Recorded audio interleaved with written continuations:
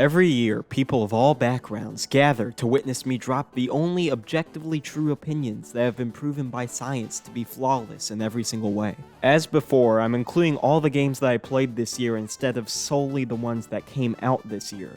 This is important, as barely any of the games in my top 10 actually came out in 2022. Furthermore, it's also worth noting that I have not beat Elden Ring yet, as I got distracted and stopped playing it, so it will not be on the list. Finally, last year I was a little bit rude to Sonic Generations by teasing its inclusion but not putting it on my list, so to make it up, this year's number 10 game will be A Short Hike.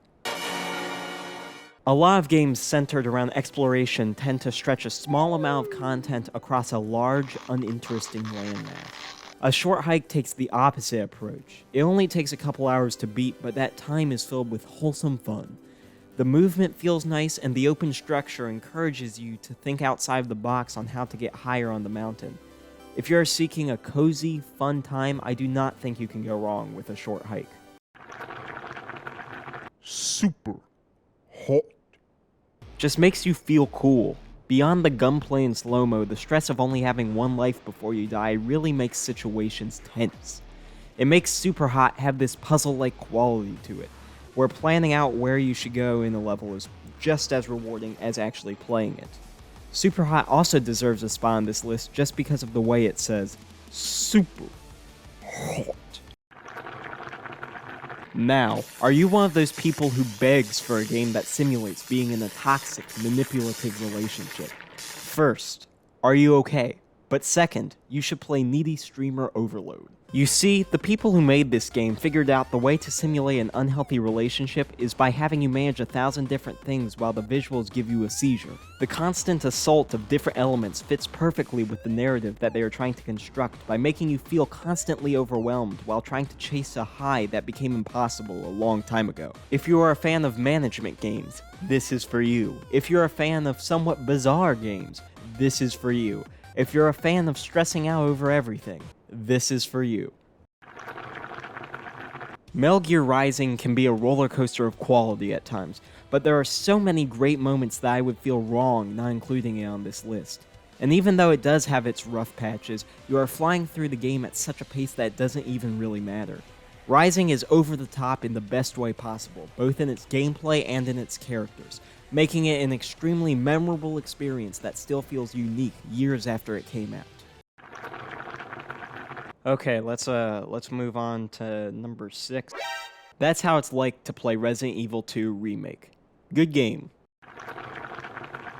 Going Under does something that few video games achieve by actually being fun and creative. The gameplay itself is solid, but where it really shines is its satire of the corporate world. Everything from the character designs to the dungeons to the weapons is a funny satire of when companies get a little too cutesy on Twitter. This is the only game I've played where you go through the Tinder dungeon to fight devil nerds with a body pillow. Despite everything being based off of the soullessness of a large tech bro corporation, Going Under bursts with vibrant energy. It may not be the most revolutionary game out there, but it's certainly a fun time, and that counts for a lot. Similar to how Going Under is executed with a fun creativity that few games pull off successfully, Nier Automata is one of the few games that takes itself seriously without seeming corny or derivative. I think that what really bridges the gap between gameplay and story is Nier's world and atmosphere. Nier has a really distinct vibe that just kind of flows instead of abusing intense adrenaline spikes. It's really easy to get fully immersed in what surrounds you, making those moments where the game lets loose that much more impactful. We've talked about serious, we've talked about funny, now let's talk about both. Yakuza 0 is one of those games that's just begging you to play it. There are so many side quests, minigames, and goofy moments that it's difficult to truly comprehend it all. But what is more impressive is how all of that does not overwhelm the dramatic story, but rather enhances it. Those silly moments help endear the characters to the player and make them feel more like people instead of mere vessels for the story. Yakuza 0 feels like it has the content of 5 games packed into one, and yet it maintains a level of quality throughout that is simply impressive.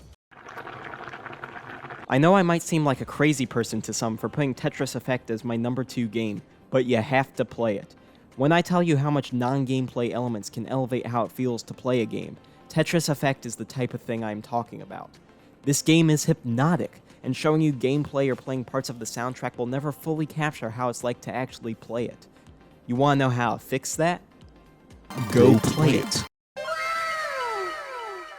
Hades was the first game I made a video on. I mean, I had videos focusing on certain games before, but Hades was the first one where I was actually interacting with the game. The video itself is alright. I mean, it has some moments that are kind of mean-spirited in retrospect, and a few things that I would tweak, as I was still kind of finding my own voice and learning how to properly edit videos.